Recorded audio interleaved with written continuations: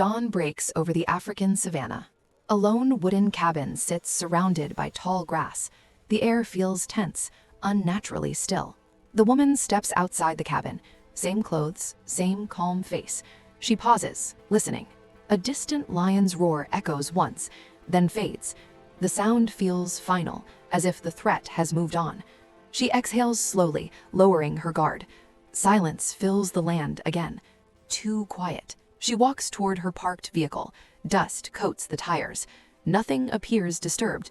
Sudden movement near the ground. Her body stiffens instantly. Instinct takes over. A cobra rises from the grass, hood spread wide, eyes locked on her. She freezes. No sudden movement, only controlled breathing. The cobra strikes the air, a warning. Venom flashes inches away. Her heart pounds. From the bushes, mongooses appear. One, then more. Fast, focused, dangerous. They begin circling the cobra. Tension thickens. The woman is trapped between them. The cobra turns sharply. The mongooses advance. Nature prepares for conflict. She steps back slowly, eyes tracking every movement. One mistake could be fatal.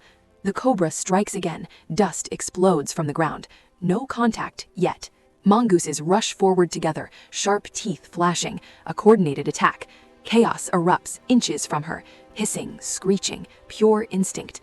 She stumbles but regains balance. The knife stays low. She does not interfere. The animals ignore her presence, focused only on survival. She realizes she must move. Using slow, careful steps, she edges sideways, never turning her back, never rushing. She reaches the cabin door, doesn't slam it, closes it gently. From inside, she watches through the window. Her hands shake now, adrenaline surging. Outside, the fight reaches its peak. Mongooses overwhelm the space. The cobra retreats. Sudden silence. The animals scatter. The land resets. She waits, listens, trusts nothing yet. A heavy presence returns, felt, not seen. The lion. She steps outside again, courage over fear, eyes scanning the horizon. The lion stands far away, watching, not attacking, not leaving. For a moment, predator and human share the land. No aggression, only awareness. The lion turns and walks away, vanishing into the tall grass. Gone again. She leans against the cabin wall, exhausted but alive. Her breathing steadies. She cleans the dust from her knife. No blood, no victory, only survival. The sun begins to set. Golden light washes over the land. Calm returns. She secures the cabin for the night, tools placed back carefully. Routine restores control. Animal calls echo in the distance. Life continues, unbothered. Inside, she sits quietly, reflecting, learning. The wild tested her again, not with strength, but with instinct, and she adapted. Darkness covers the savannah. The cabin light glows softly, a fragile presence in a vast land. Somewhere, mongooses hunt again. Somewhere, a cobra waits. Somewhere, a lion roams. She remains alert, fear replaced with respect, balance restored. Because in the wild, survival never ends, it only pauses. Out here, survival does not announce itself with drama. It arrives quietly, often disguised as calm. When the final echoes of movement faded into the African bush, the land returned to its rhythm, as if nothing extraordinary had occurred. The tall grass swayed again, insects resumed their song, the wind carried dust across the open ground. Nature, indifferent and eternal, moved forward. But for her, nothing was the same. Moments earlier, instinct and chaos had collided just meters from her cabin. A cobra, ancient and precise, mongooses, fast and relentless, and a human caught in between, not as a hunter, not as a conqueror, but as a fragile presence, forced to understand the rules of a world that does not bend. She stood still for a long time, letting her breath slow, listening not just with her ears, but with her body. In the wild, survival is not about what you see, it is about what you sense before it arrives.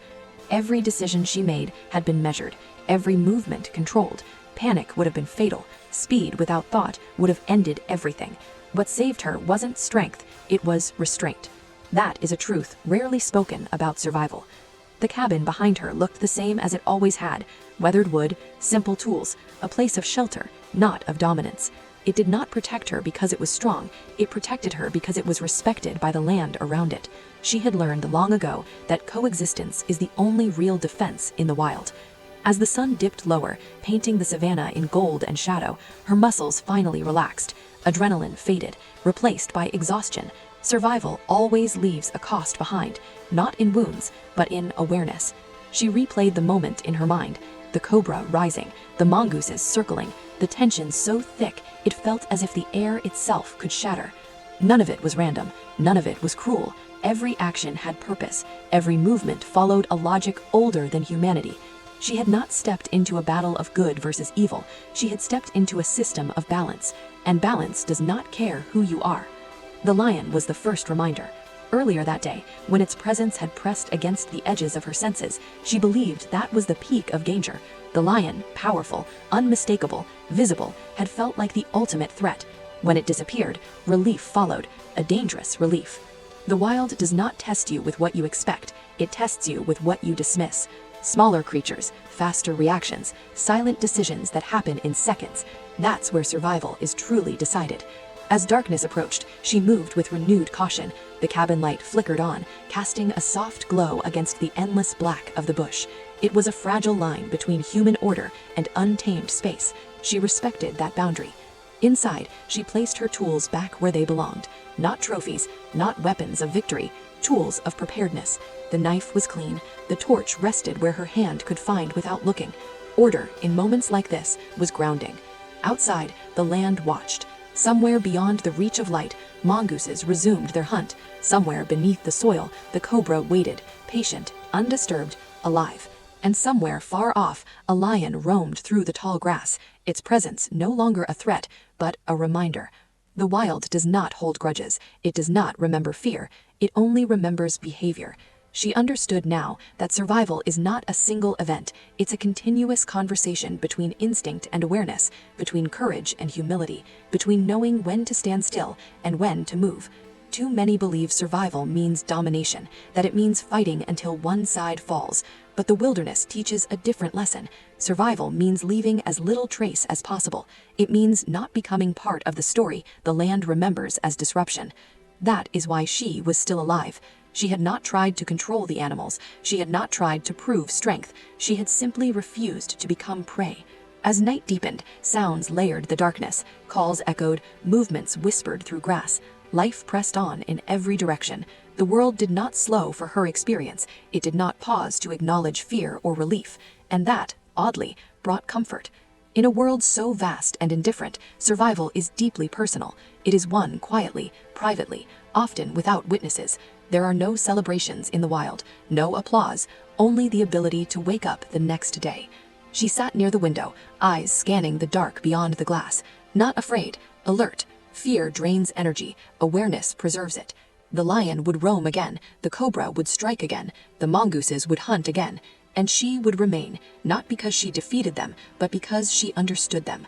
That understanding is what separates survival from luck. As the night stretched on, fatigue settled into her bones. She allowed herself rest, knowing that dawn would bring new challenges. The wild never repeats itself exactly. It adapts, it observes, it tests. Tomorrow it might not be teeth or venom. Tomorrow it might be weather, hunger, isolation, silence. Survival wears many faces. Before closing her eyes, she thought about the thin line humans